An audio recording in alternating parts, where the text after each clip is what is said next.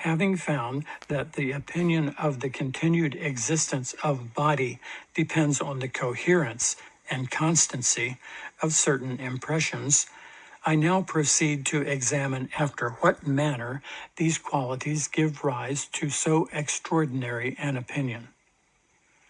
To begin with the coherence, we may observe that though those internal impressions which we regard as fleeting and perishing have also a certain coherence or regularity in their appearances, yet it is of somewhat a different nature from that which we discover in bodies.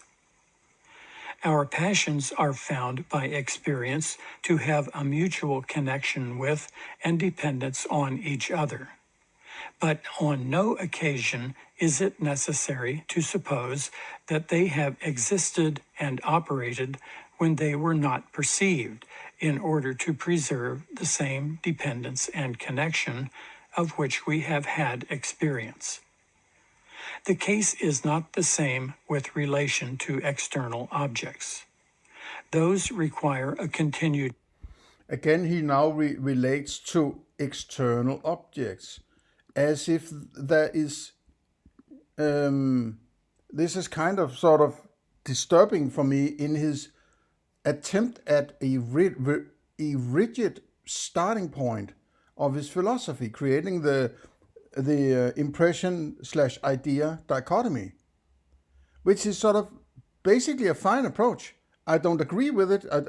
I'm not saying necessarily I completely disagree with it, but it could be fleshed out more to be a better basis for further philosophy, in my opinion.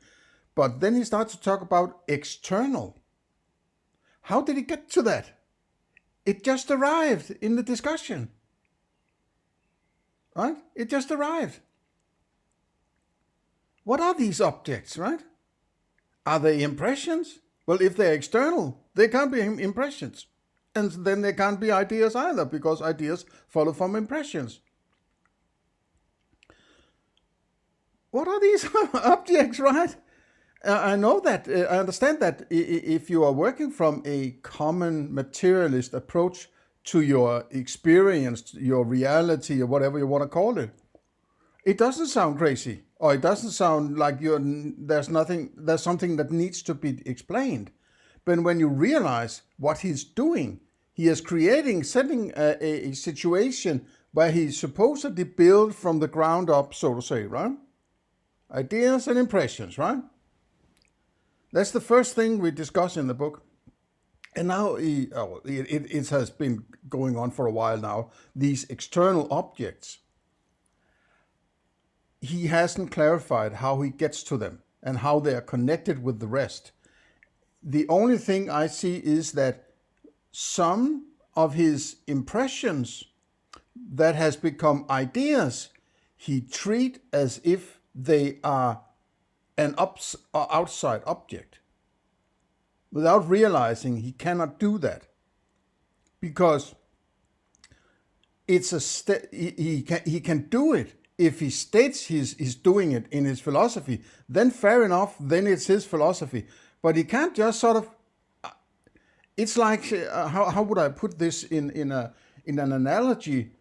Something like you're sitting there describing your holiday or something like, I went to Athens and I saw the what's it called, Acropolis, and I saw the Agora, and I went to this, that, and the other, and start to talk about the moon. And then there's the moon, maybe that's a bad. How would I do that? Bad analogy maybe, but it's sort of in the same fashion. They said, okay, now you're talking about on the moon, right? Yeah, maybe if I said, and then I was sort of on the moon. I walked down the street, and then I was, and then I have to discuss this moon I was on. Then I said, you were on the moon? Oh, how the hell did you all of a sudden get there, right? It's of the same kind of caliber of, where did that come from, right? How the hell did that happen, right? He has sneaked it in linguistics here, right? And I'm kind of surprised, and this may be somewhat due to the language and the language barrier and so on, as I pointed out before.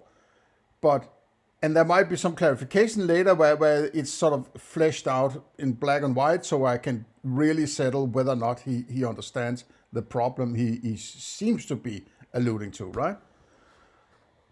I can only see this as a lack of understanding of what he's doing. The foundational dilemma or the foundational paradox, it is likely to me that he doesn't understand what he's doing here, right? To him, there is an outside world that he can experience, and from that experience, he can actually say what is out there, right? The experience itself gives him the actual idea of what it is. And then I'm sort of confused why Immanuel Kant all of a sudden had this awakening from his dogmatic slumber, right? Maybe it was because he saw that there was something here and then realized Hume doesn't go all the way, right? Maybe that's the point, as I'm sort of in that area here where I see he's halfway there and then he doesn't do it anyway, right? So maybe that's it. I'm just sort of, I'm slightly disappointed and annoyed by this potential lack of insight. Existence, or otherwise lose, in a great measure, the regularity of their operation. I am here seated in my chamber with my face to the fire, and all the objects that strike my senses are contained in a few yards around me. My memory, indeed, informs me of the existence of many objects, but then this information extends not beyond their past existence, nor do either my senses or memory give any testimony to the continuance of their being. When, therefore, I am thus seated and revolve over these thoughts, I hear on a sudden a noise as of a door turning upon its hinges, and a little after see a porter who advances towards me. This gives occasion to many new reflections and reasonings. First, I never have observed that this noise could proceed from anything but the motion of a door, and therefore conclude that the present phenomenon is a contradiction to all past experience, unless the door, which I remember on the other side of the chamber, be still in being. Again, I have always found... I am, interestingly, I have a similar kind of experience, but that sort of contradicts this. And this it's actually quite curious. But it's this thing, I have a prior experience that from which I have created a reality. This reality is this sort of dynamic picture of the composition of my world, so to say, right? With me in the sort of center, though I can move around in it to some extent, right? And I have come to associate, in sort of this Pavlovian sense, that this sound of what he calls the hinges is associated with a door, right? It's an attribute, qualia, that is associated with his door, right? Another door in another part of the house might have a slightly different sound. The quality are different, so you can hear, okay, that's the door down there, this is the door up there, right? But the point I'm coming to is that he says there's only one solution. That is, when I hear that sound, it must be this, right? But that's not knowledge. That's not being. That is reasoning, right? That's reasoning. So be careful, Dr. Hume, right? Dr. Hume.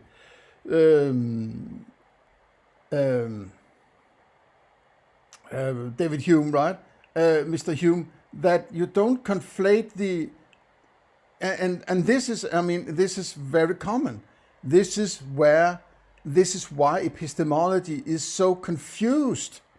It's all these, I have a belief, I have reasoning, I have memories, I have predictions, I have science, I have empiricism. It all seems to be so confused for people that they can't get anywhere with. And they're just sort of, okay, how much do I believe this? I believe it so much, okay, so I'm willing to go with it, sort of conflation of knowledge and belief and reasoning and so on, right? But my door outside my house, right? When in the afternoon it faces, and this is sort of my explanation, right? It faces at around, from 3 o'clock to 6 o'clock or something like that, and then there's a building in the way, right? From 3 o'clock to 6 o'clock, something like that, the sun is, in the summertime at least, directly, the rays are hitting the door, and the door is sort of dark colored, right? And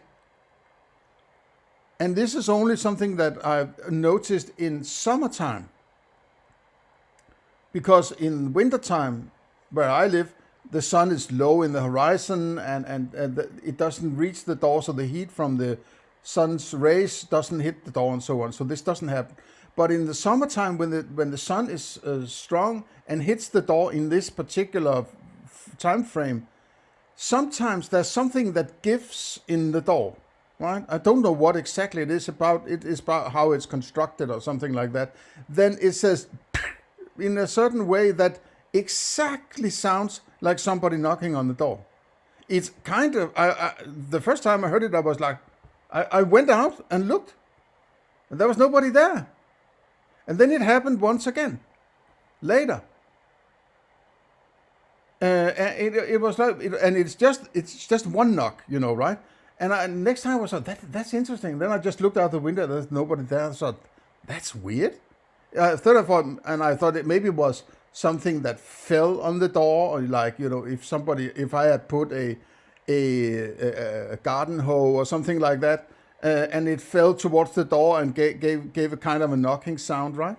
But this repeated, it's sort of in that afternoon time frame.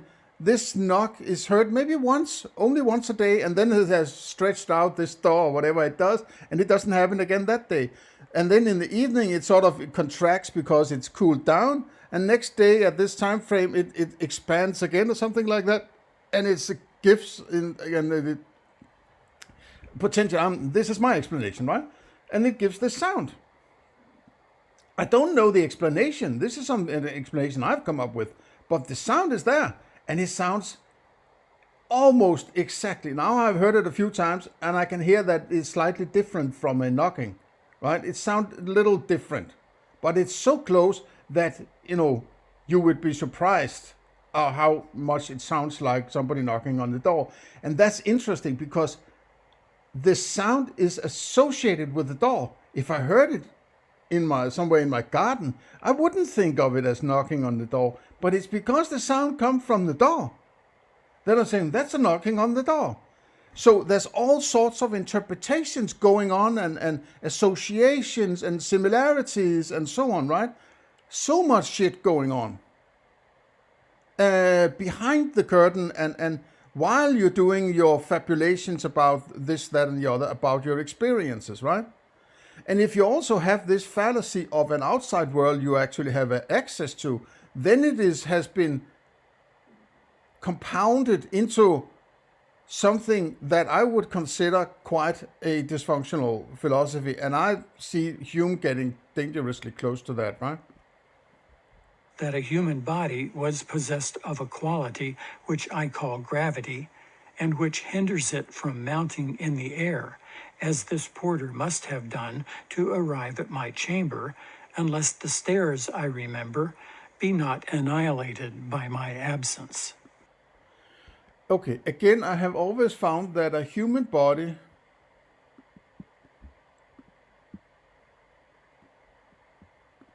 let me highlight this. Again, I have always found that a human body was possessed of a quality which I call gravity. That's not correct. But I will let that pass because nobody understood what gravity was, but not even Newton, right? And you might contend that nobody knows and nobody cannot possibly know what it is because it is not something that is knowable. You can see the effects of what is going on, but you can't see the thing itself, so to say, right? Because it possibly isn't a thing in the sense that we understand a thing, right? And which hinders it from mounting in the air, as this porter must have done to arrive at my chamber, unless the stairs, I remember, be not annihilated by my absence. No. I understand that. But that consistency is you adding your mental picture being your mentality adding to the picture, because your picture of your reality is an imperfect picture of that which it tries to describe. Therefore, there's a tendency to fill out in a time scale the understanding of this picture, because you can't be everywhere in the picture at all times, right? So when you are over there, you imagine that this over here, where you were the last time, is still there. So you get back, or whatever, understanding you have of it, you might say, well, it's not there when I get back. That might also be a conclusion. But usually it's about my car is still outside in the parking lot, or my house will be there when I get home, and the tomatoes I put in the fridge are still in the fridge, and so on, right? You can't be everywhere all the time. So in order to keep track of where you are and what you're doing, this reality is created sort of in the back of your mind, and you refer to that as a guidance towards what you're doing, you could say, right? If you didn't have this reality, you had no map to work from, right? You didn't have any guidance of any kind. You would just tomato, and then when you turned around, tomato gone, and then you might not even have a memory, right? So but this doesn't mean that you all of a sudden can claim some kind of consistency about certain objects, right? They might have disappeared while you were turned around and then came back before you turned around, and then you turned around and saw it there, and you say, well, it's consistency, right? You can't rule it out. It's highly unlikely, and I would never bet my money on it. But that doesn't mean that you all of a sudden have stepped from probability, to use Hume's term, to a kind of certainty, right? That last leap from I'm convinced it was the case and therefore it is the case, that's the problem. He might be alluding, sometimes he sounds like a devil's advocate, right? So I'm sometimes confused whether he's pretending to have an opinion that he doesn't have in order to discuss it, or it's actually his opinion. So it's sometimes a little confused, right? Okay, let's hit the road. But this is not all. I receive a letter, which upon opening it, I perceive by the handwriting and subscription to have come from a friend who says he is 200 leagues distant. It is evident I can never account for this phenomenon conformable to my experience in other instances without spreading out in my mind the whole sea and continent between us, and supposing the effects and continued existence of posts and ferries according to my memory and observation. No, but did you have an experience of that which you are imagining? Or did you just have some kind of picture based on a map or a drawing, right? Because that's the problem. Because there's some intermediary between not having experienced it and actually having experienced, where there's some representation of that which is supposed to have been experienced by somebody else, presenting it in a drawing or a picture or a painting or a story or a photograph or a movie or something like that, right? So that when you have seen the movie of it, you're more likely to associate the picture of that with the the actual thing, even though you weren't there. So you're more likely to believe a story about something that has been implanted before in you, right? It's like something like when, if for instance, I have said, the TV series Game of Thrones, which is sort of and I only seen the first 6 episodes, and as far as I understand, I don't need to see the rest of it, right? So let it just rest there. But there's also some books about it, right? On which the series is based by Martin or George R. Martin. Now, if I were to read that book, I would constantly associate various descriptions and persons and faces with those in that TV series. I wouldn't be able to de-associate myself with it unless there were some very strong new descriptions in the book that were quite different from that in the TV series. Otherwise, and it's also that is an aspect that sort of takes away from reading the book. It's like when I seen Lord of the Rings movies in the theaters, I were even less likely to read the Lord of the Rings. First of all, I have already had the story, so there wouldn't be any suspense in the books, right? And I would also just see the same scenes as I've seen in the movie, right? And you could say that when you want to,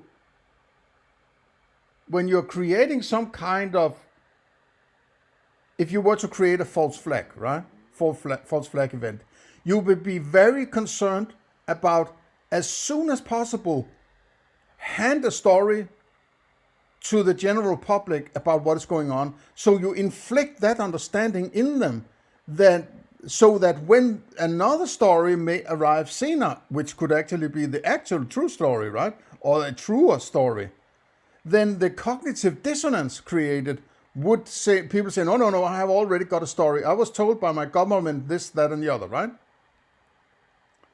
I've heard people when people are some conspiracy theorist quote tear the moon landings apart, right? Which is sort of a fairy tale that most people believe in. And there was a particular one I saw, a video of some, presenting his thing there, right? And one in the audience who was sort of pro the moon landings, right, said, well, he said basically that even if those astronauts who claimed to be on the moon stood up and said, it was all a scam, we were not on the moon, I was not on the moon, I was participating in a lie, he said he will still believe they were on the moon. Man, because then he would say, well, they're lying because of this, that, and that. They were actually on the moon, but now they're lying about being on the moon. So he would twist around to fit the narrative that he has created, right? And there's nothing particular wrong in having a narrative, right? Because that's how we function.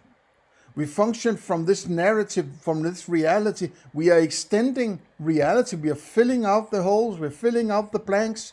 That when I turn my head, the staircase is still there. My tomatoes are still in the fridge, and so on, right? If we didn't do that, we probably wouldn't put tomatoes in fridges, for instance, right? Because we would say, well, where the hell are they?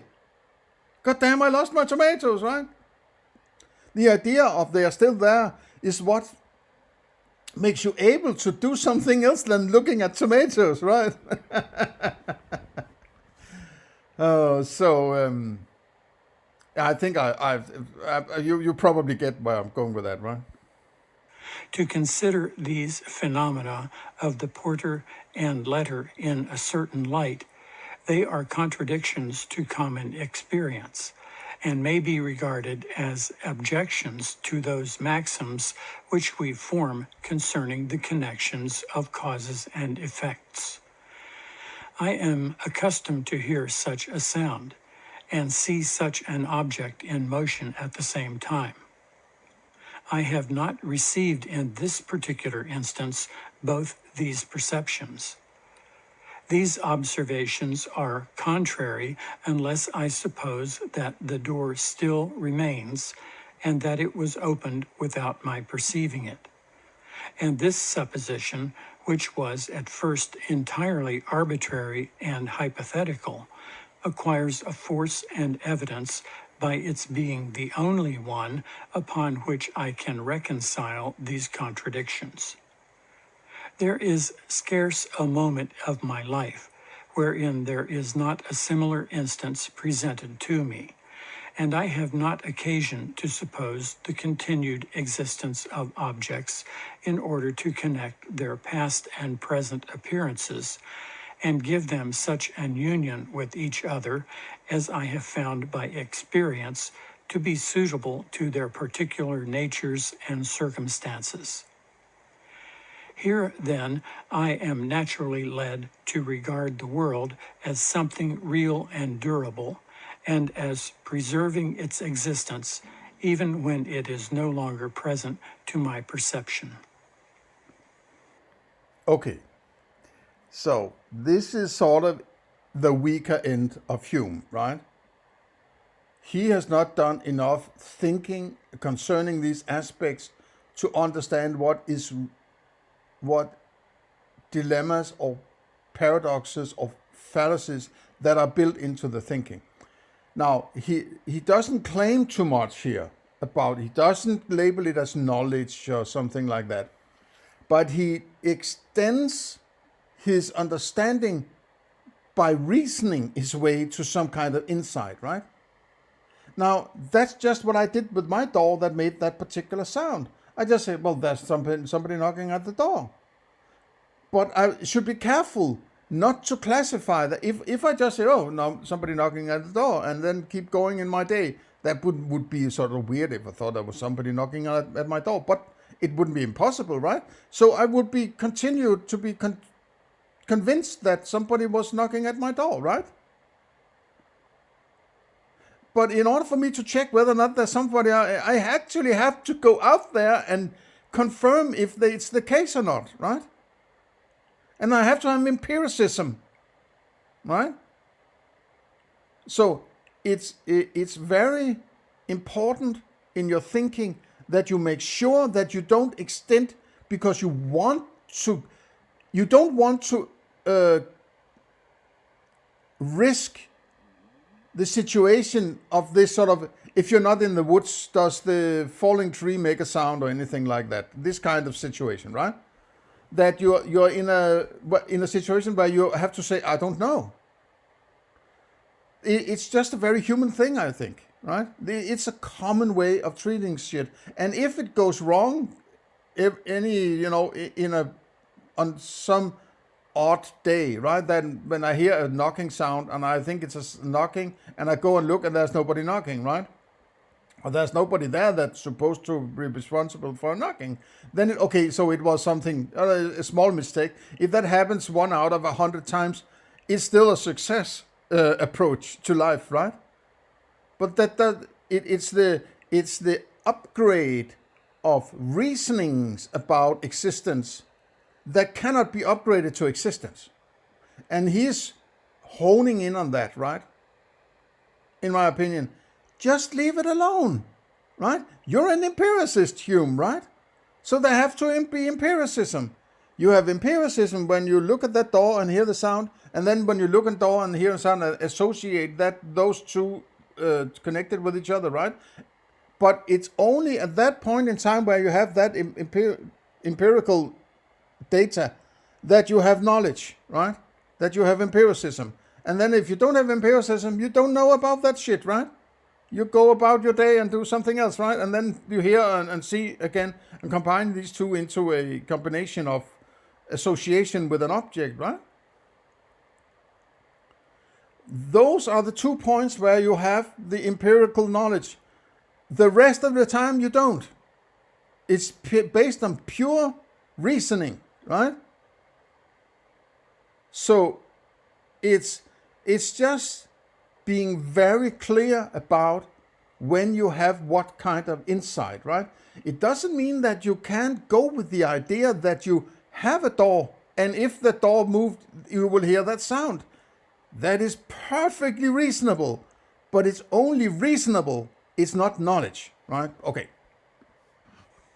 But though this conclusion from the coherence of appearances may seem to be of the same nature with our reasonings concerning causes and effects, as being derived from custom and regulated by past experience, we shall find upon examination that they are at the bottom considerably different from each other, and that this inference arises from the understanding and from custom in an indirect and oblique manner.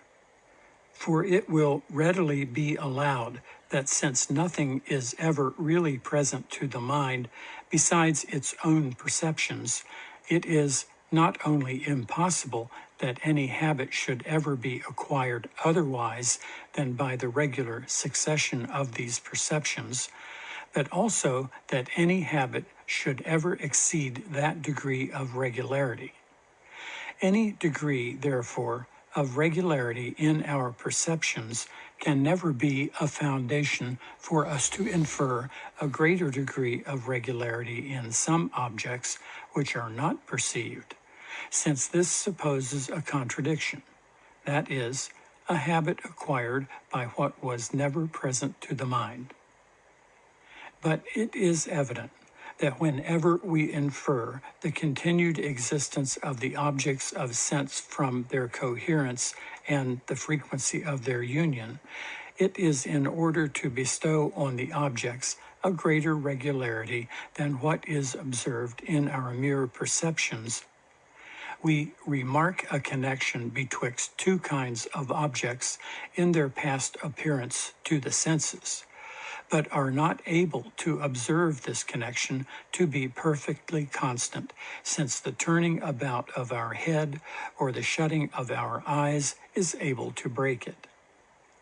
What then do we suppose in this case, but that these objects still continue their usual connection, notwithstanding their apparent interruption, and that the irregular appearances are joined by something of which we are insensible?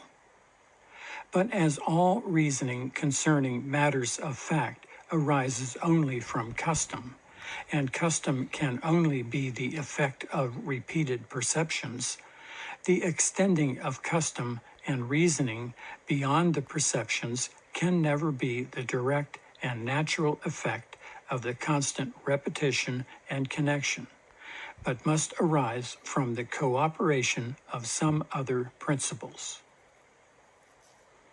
I have already observed in Part 2, Section 4, in examining the foundation of mathematics, that the imagination, when set into any train of thinking, is apt to continue even when its object fails it. It's interesting, the train. Were the trains before the locomotive was invented? I guess there might have been, if they were digging out coal already way back in the day, right? In the 16 or 1700s, I suppose, at least in the 1700s. They would have had trains, but these would be horse-drawn or man-drawn or something like that. So I'm just curious about that train, the etymology of train, but I could look that up another day, right? And like a galley put in motion by the oars, carries on its course without any new impulse.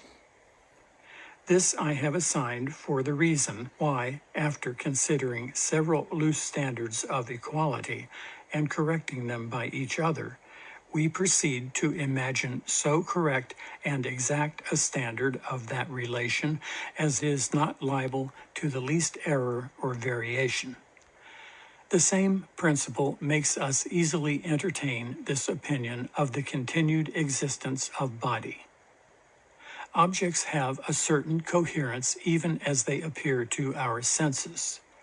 But this coherence is much greater and more uniform if we suppose the objects to have a continued existence, and as the mind is once in the train of observing an uniformity among objects, it naturally continues till it renders the uniformity as complete as possible. The simple supposition of their continued existence suffices for this purpose, and gives us a notion of a much greater regularity among objects than what they have when we look no farther than our senses. But whatever force we may ascribe to this principle, I am afraid it is too weak to support alone so vast an edifice as is that of the continued existence of all external bodies, and that we must join the constancy of their appearance to the coherence in order to give a satisfactory account of that opinion. As the explication of this will lead me into a considerable compass of very profound reasoning, I think it proper, in order to avoid confusion, to give a short sketch or abridgment of my system, and afterwards draw out all its parts in their full compass. This inference from the constancy of our perceptions, like the precedent from their coherence, gives rise to the opinion of the continued existence of body, which is prior to that of its distinct existence, and produces that latter principle.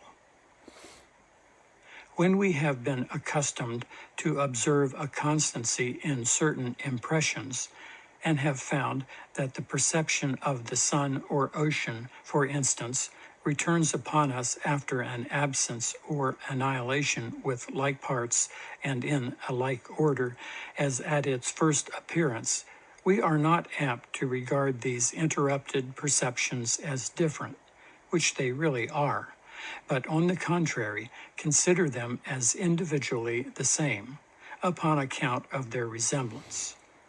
But as this interruption of their existence is contrary to their perfect identity, and makes us regard the first impression as annihilated, and the second as newly created, we find ourselves somewhat at a loss, and are involved in a kind of contradiction. In order to free ourselves from this difficulty, we disguise as much as possible the interruption, or rather remove it entirely, by supposing that these interrupted perceptions are connected by a real existence of which we are insensible. This supposition, or idea, of continued existence acquires a force and vivacity from the memory of these broken impressions, and from that propensity which they give us to suppose them the same, and according to the precedent reasoning, the very essence of belief consists in the force and vivacity of the conception. In order to justify this system, there are four things requisite. First, to explain the principium individuationis, or principle of identity. Secondly, give a reason why the resemblance of our broken and interrupted perceptions induces us to attribute an identity to them. Thirdly, account for that propensity which this illusion gives to unite these broken appearances by a continued existence. Fourthly and lastly, explain that force and vivacity of conception which arises from the propensity. First, as to the principle of individuation, we may observe that the view of any one object is not sufficient to convey the idea of identity. For in that proposition, an object is the same with itself. If the idea expressed by the word object were no ways distinguished from that. This is where it emanates that he suffers from this inside-outside fallacy. He, the basis of it is misguided, right? I'm not saying you can treat your experiences as a representation of an outside. I would fully be on board with that. But that doesn't mean you all of a sudden then have access to an outside just because you created it in your mind, right? If you create something that you don't have access to, you can't go any further in that creation and start to talk. It's like I imagine myself going to Paris. Okay, you can imagine that. And then you can't go any further in that imagination. All right? You can't start saying, okay, now I'm imagining myself in Paris. Now I'm going to go around in the streets of Paris. That would still be an imagination. You're not getting further ahead. You can't base further philosophy on an imagination, right? That's a problem. I think you have to realize. One have to realize, right? So it's like if you imagine something beyond your experiences, that's all you can imagine. A beyond is the limitation of what you can do. All you can say is, I'm going with the idea that there isn't beyond. You can't go beyond then. You can't go to the beyond because the beyond is imagined, right? And you can only stay with what you have and use that as a representation of that which is beyond. You can't say, okay, now I'm going to create a beyond. And because I created a beyond, I go further and create ideas of what is beyond. No, that doesn't work because you can't base one imagination upon another imagination. So then it's imagination based on an imagination based on an imagination. No, all imaginations are alike. There's only one step into imagination and that's it, right? So otherwise you will create cloud castles upon cloud castles upon cloud castles, and your philosophy will become disconnected from your empiricism. And that's the first step you don't want to take, right?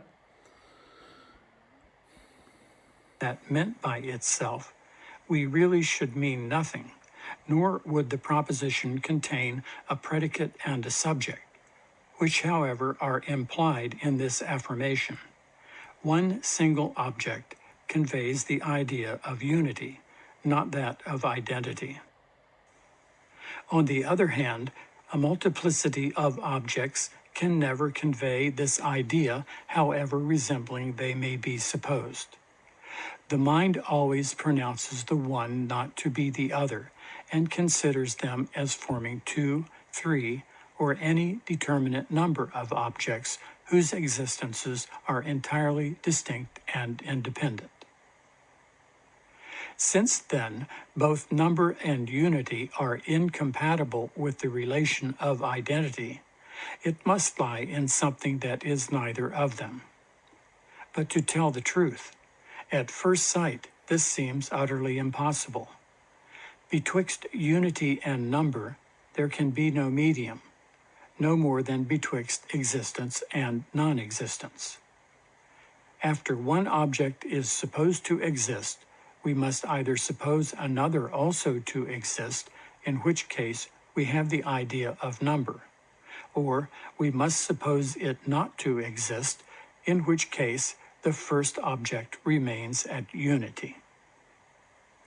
To remove this difficulty, let us have recourse to the idea of time or duration. I have already observed in Part 2, Section 5, that time, in a strict sense, implies succession, and that when we apply its idea to any unchangeable object, it is only by a fiction of the imagination by which the unchangeable object is supposed to participate of the changes of the coexistent objects, and in particular of that of our perceptions. This fiction of the imagination almost universally takes place, and it is by means of it that a single object placed before us and surveyed for any time without our discovering in it any interruption or variation is able to give us a notion of identity. For when we consider any 2 points of this time, we may place them in different lights. We may either survey them at the very same instant, in which case they give us the idea of number, both by themselves and by the object which must be multiplied in order to be conceived at once as existent in these 2 different points of time, or, on the other hand, we may trace the succession of time by a like succession of ideas, and conceiving first one moment, along with the object then existent, imagine afterwards a change in the time without any variation or interruption in the object, in which case it gives us the idea of unity. Here then, he constantly refers to these objects giving you something. It's the object inflicting itself on your mind, right? That is misguided. All of what is going on is your mind just creating shit, right? When you're philosophizing, you're basically just describing what is going on. Now he is creating these objects that are apparently outside his experience. For some incredible reason, he can access that. And now he's going to fabulate about what they give the mind. They are handing over his mind various ideas of unity and relations and whatever, existence and all that, right? That is misguided. Because he doesn't realize the inherent paradox in his thinking about this external objects world, right? That he cannot possibly have access to. And he hasn't even stated clearly that he is working from the idea of an outside world. He takes it for granted. That's naive realism, I think it's called nowadays, right? That you just classify as a default without any scrutiny that your experience is an actual outside of some kind, at least to some degree, right? While at the same time you're discussing what is going on in your mind as some kind of handing over a one-to-one explanation from an outside you clearly cannot possibly have access to. So his metaphysics is misguided, right? It seems clear now that he doesn't understand the inherent problem in what he's saying here, right?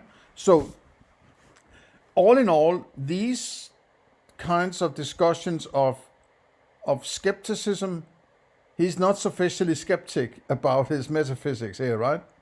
And that might seep through the rest of philosophy. If he's a decent philosopher, it will actually seep through to the rest of his philosophy, because he's basing the rest of his philosophy on this kind of understanding. And I would say that in morality, it is unbelievably important what your idea of knowledge is. And whether or not you have access to some kind of external world where you believe people are acting this, that, and the other way, right? If you have direct access to that outside world, apparently he believes to have these kind of objects that are objective somehow, right? Then he can point to that outside world and say it should or shouldn't be like this. At least the claim of the external world can be in contradiction with what other people believe, and you might end up thinking that because you experience it and somebody contradicts in some kind of proposition, that you are right because you have access to that external world. So you become some kind of authority about that external world because you think you have access to it, right? And there's just something wrong with these people over there contradicting you, right? But you don't have access to that external world.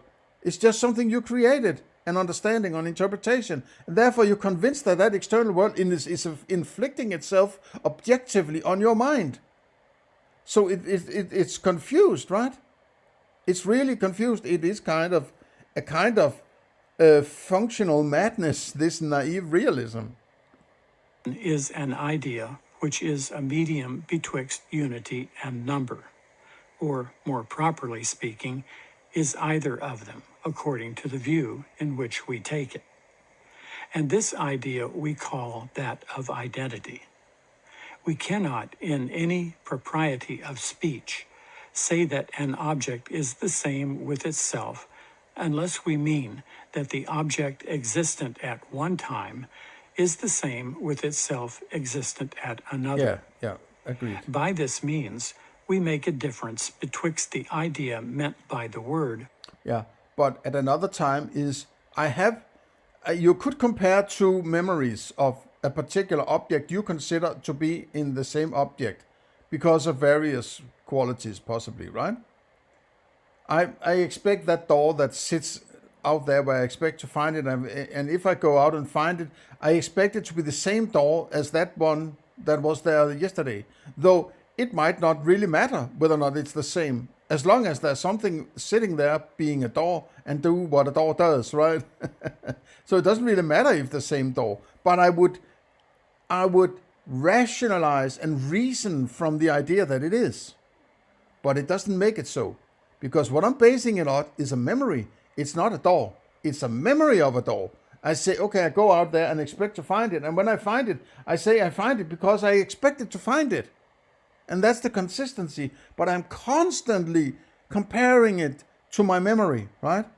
And upgrading memory to participate in empiricism is a fallacy, in my opinion. It is extending your thinking, your cognitions and memories to be a part, not cognition, your memories and reasonings to be a part of empiricism.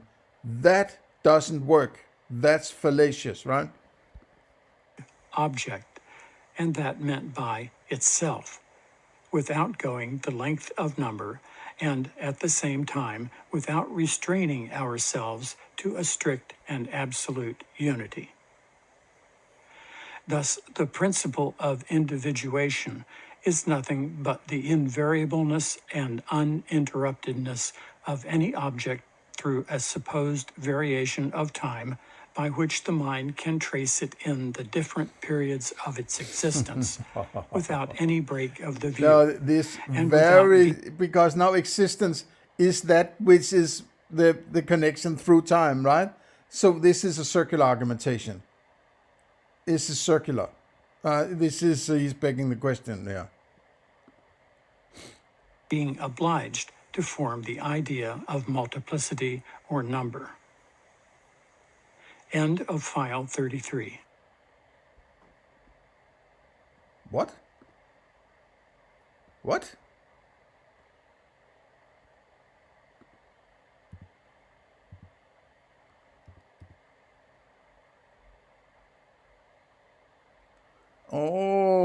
So, no, okay. I'm sorry. This is, yes. So it's because this particular one is split. This chapter, this section is split into two audio files. That's it. So, perfect. Good place to stop this recording. No, I am not on board on this metaphysics here. It's not well argued. The foundational paradox, to the best of my understanding, he hasn't identified it. He's fabulating about some external stuff that he cannot possibly have access to, fabulating about objects having constancy and whatever these terms he uses, existence and all that. This is just an extension of his impressions and idea and placing them outside himself so that they can become impressions and ideas, right? This is circular. He is violating foundational functions of what he can get to from his experiences, right? It's very common, these kinds of fabulations, right? It's just dysfunctional. It's paradoxical. It doesn't work. He's doing this, taking the territory out of the map and then expecting to get the map from that territory he just extracted from the map, right? Doesn't work, right? Okay, see you in the next one.